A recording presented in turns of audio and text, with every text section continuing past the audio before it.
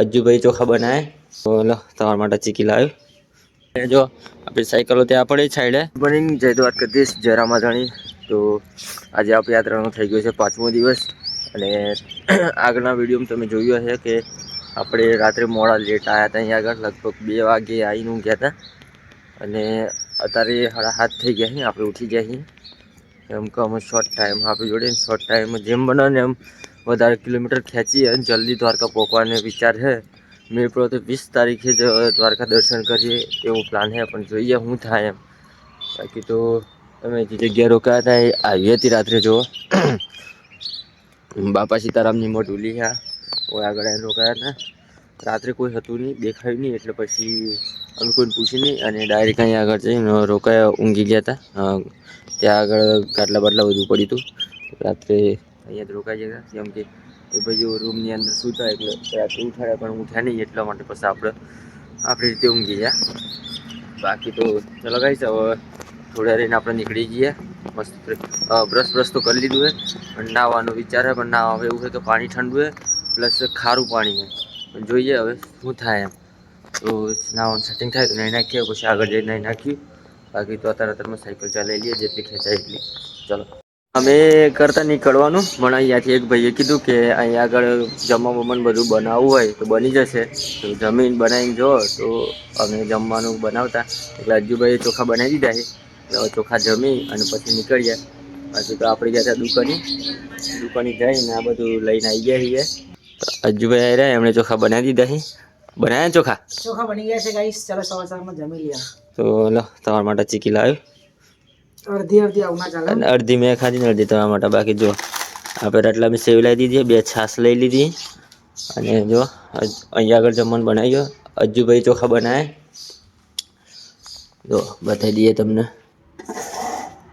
મસ્ત ચોખા તૈયાર થઈ ગયા છે। હવે જમી લઈએ, જમીન પછી આપણે નીકળી જઈએ। એટલે હળ અજ્જુભાઈ જમી લઈએ બસ ફટાફટ નીકળીએ।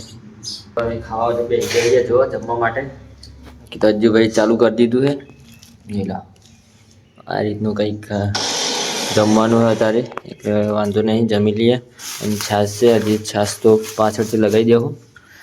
બાકી તો ખાઈ લઈએ મસ્ત ફટાફટ અને પછી નીકળી જઈએ જલ્દી।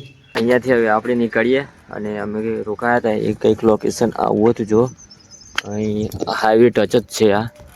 અહીંયાથી આપણે હવે નીકળીએ અને અજ્જુભાઈ તો ક્યાં છે આગળ, આપણે પાછળ।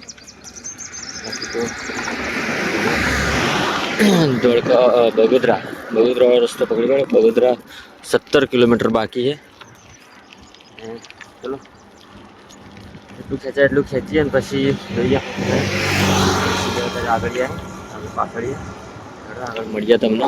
જો નહીં હજુ નાવાનું આગળ જઈને જોઈએ તો સેટ થાય તો નહીં નાખીએ, બાકી તો જોઈએ શું થાય। ગાઈઝ આપણે રોકાયા હતા તોથી લગભગ 12 કિલોમીટર કાપી નાખ્યું હતું અને અહીંયા આગળ એક બીજી મટુલી આવી બગાડ આવી ગયા હતા હવે, અને અહીં આગળ જોયું હતું ના બાવાની સગવડ હતી એટલે વિચાર્યું કે નહીં નાખીએ એમ। બાકી તો ત્યાં આગળ આપણે નાવાનું છે, લગભગ પેલું કાપડ વેટેલું હોય ને શું કહેવાય એને એ ભૂલ ખબર નહીં મને, ત્યાંથી પાણી ગરમ રહે એની અંદર। બાકી જો આવું કંઈક લોકેશન હા બગીચો અહીં આગળ, અહીં બાપા સીતારામની મઢુલી છે। તો આપણે ત્યાં તે એ બાજુથી આવ્યા, પેલો હાઈવે દેખાય ને એ બાજુથી 12 કિલોમીટર જેવું કાપી નાખ્યું અત્યારે, લગભગ 10:30 જેવા થઈ ગયા એટલે નહીં નાખીએ। નહીં પછી મસ્ત ફ્રેશ થઈને પછી નીકળી જઈએ। આજે તો ખબર નહીં અજ્જુભાઈ કહે કે 150 કિલોમીટર કાપી નાખવું છે, શું કેવું થાય કાપી નાખીએ? કપાઈ જાય એમાં 20 કિલોમીટર કપાઈ જ જોઈએ ને 150 કાપવાનું એટલે 170 રેકોર્ડ ફિનિશ। એટલે આજનો રેકોર્ડ એટલો પતાવવાનો એમને એમ ના થાય વિનોદભાઈ, એના માટે રાત દિન જાગવું પડે।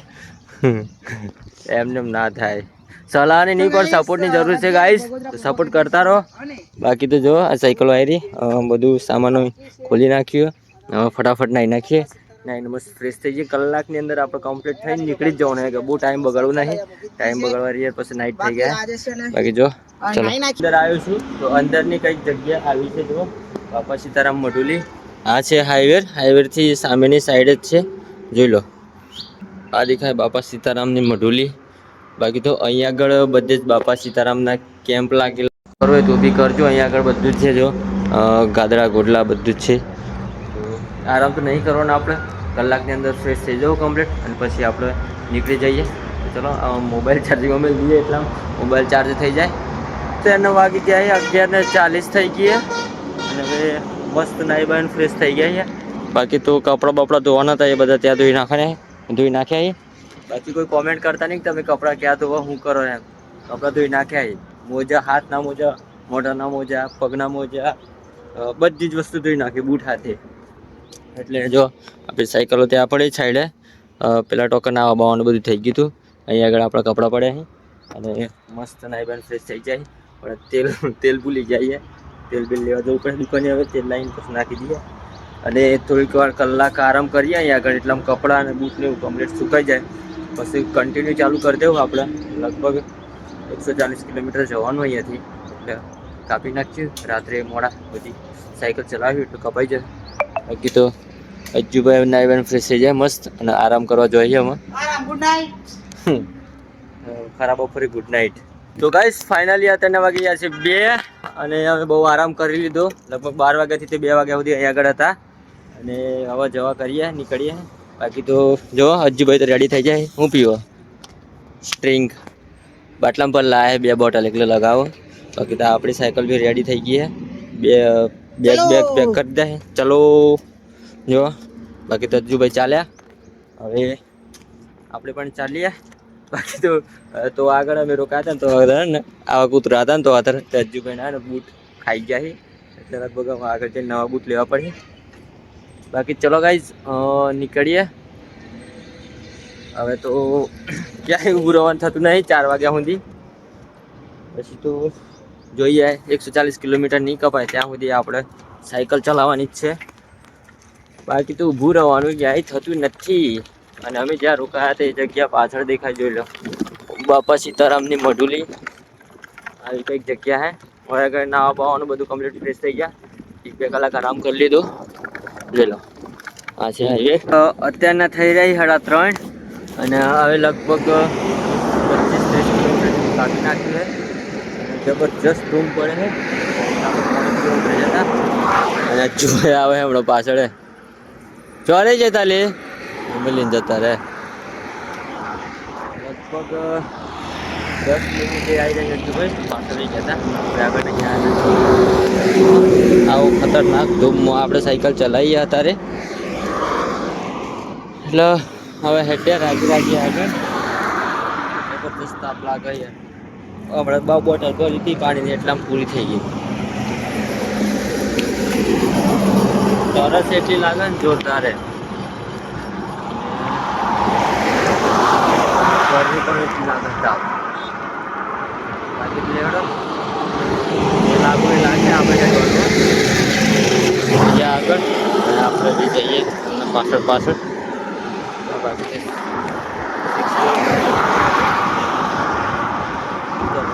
નો ટાઈમ થાય 5:50 અને ત્યાં રોકાયા હતા ત્યાં સુધી લગભગ 63 કિલોમીટર કાપી નાખ્યું.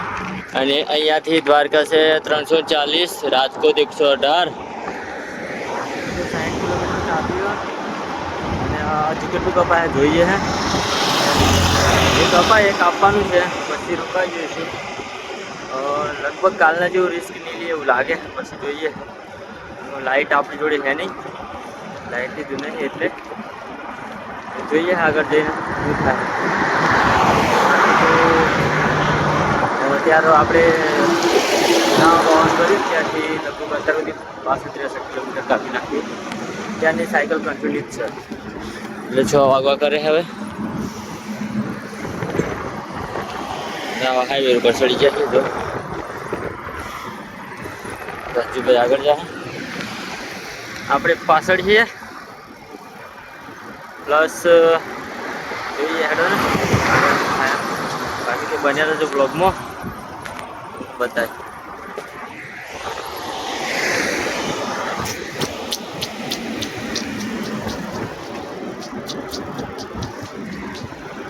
વાગે ક્યાંય 9 અને આપણી સાયકલ હજુ ચાલુ છે આજે બી રાત્રે. અહીંયાથી ટોટલ 50 કિલોમીટર છે. અને આગળ વડોદ ઉપરનું ગામ છે ત્યાં આગળ આશ્રમ પર બેઠા થોડીક વાર ત્યાં આગળ જમીને અમે નીકળી ગયા છીએ અત્યારે હાલ. તો મતલબ તો અહીંથી ચોટીલા 50 સુધી 10 કિલોમીટર જેટલું કાપી નાખ્યું.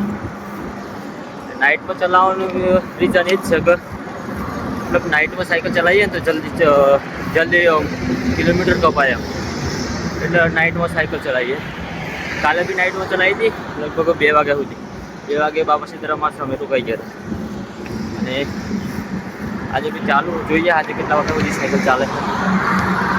લગભગ 12 સ્ટે થાય. બાકી તો બધા રહેજો બ્લોગમાં તમને બતાવીએ આગળ સ્ટે કઈ આગળ કરીએ.